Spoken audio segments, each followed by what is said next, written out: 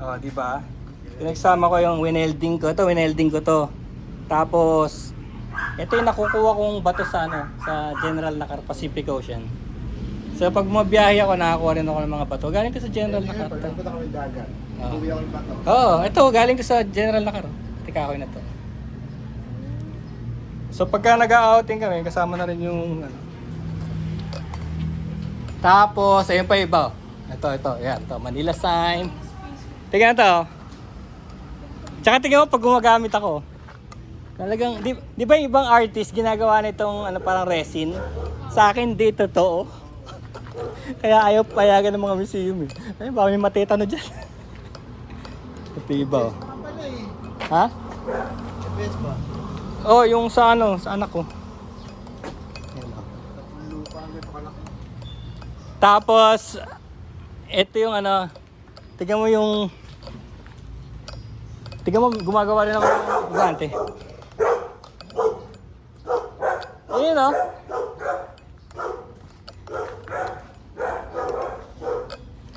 Ang tawag ko dyan, Resilient Filipino. Tignan mo oh. Pinana na siya, 3 beses na pana oh. Katayo pa rin, nakaganon pa.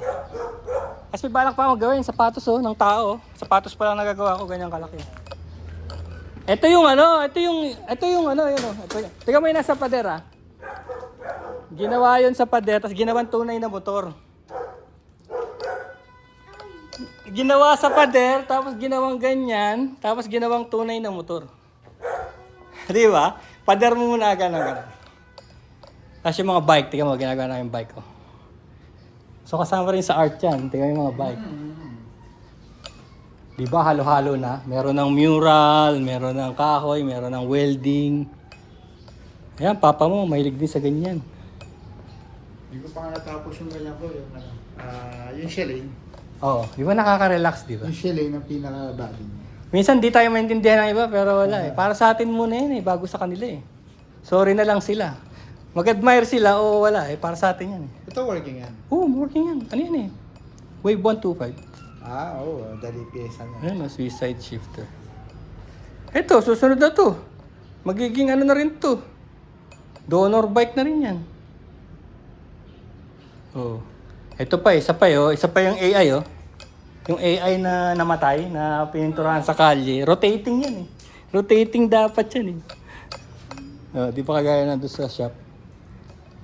O yan, ito sari-sari din. Ito matindi. Pag nakikita mo, gumagamit ako din ng gray pass, Crayola, wala akong pakalam, color pencil.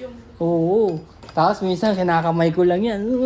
Sabihin nyo, gumagamit ng brush. So, ibig sabihin, wala talaga. Ito mga kinopya ko lang kay Picasso to. Picasso style to. Para ma-remind lang sa akin kung gaano style ni Picasso. Tapos ito si Rothko. Dapat makilala mo yan si Rothko.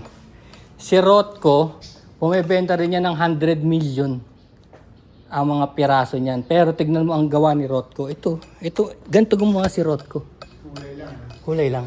Tapos si Carolina Herrera, pag nakita mo si Carolina Herrera, ano lang yun, parang gumagamit lang yun ng masking tape, tapos shapes. Bumibenta rin ng mga 60 million yun. Carolina Herrera. Ito, si Matisse, kaibigan ni Picasso. Style nito, si Henry Matisse. Ang ginamit naman ni Matisse, color paper. Ang ginamit ko naman leather. So kay Matisse yan. Parang walang kwenta pag di mo sila kilala eh. Pero yung pag kilala mo na yung mga tao, nagkakaroon siya ng value. Working pa ito nga lang. Kotse mo? Ito maghanap yan. Ito actually mga working to eh, nung pinarada dyan. Kaya lang, may bumibili na pyesa. Ang mahal ng pyesa nito. Ano ba ito?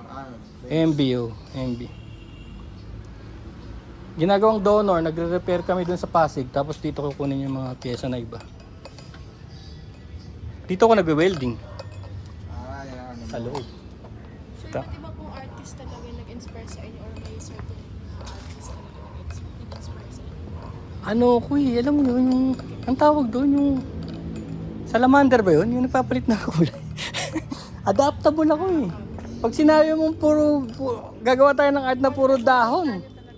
Oo, pag sinabi mong, okay, sinabi ng papa mo, gagamit tayo, puro dahon lang. Susunod ako, dahon lang talaga gamitin natin. Pag sinabi naman ng isa, o ito, gawin nating mesa. Gawa tayo ng lamesa galing dito. Alright! Gawa tayo ng lamesa galing dito. Kahit anong medium. Kahit ano. Ang inaano ko lang sa lagay, long lasting. Kagaya na sinabi ko sa yung sand art. Yung mga artist na gumagawa sa sand. Nanghihinayang naman kasi ko. Dahil mabubura siya. Ayun, artist din yan, pero kaibigan ko. Siya gumawa doon sa pader na yun. Pinalilipat ko nga sa harap dahil di makita eh. Ganda sana nito. Spaghetti monster to yun, spaghetti monster. Spaghetti monster.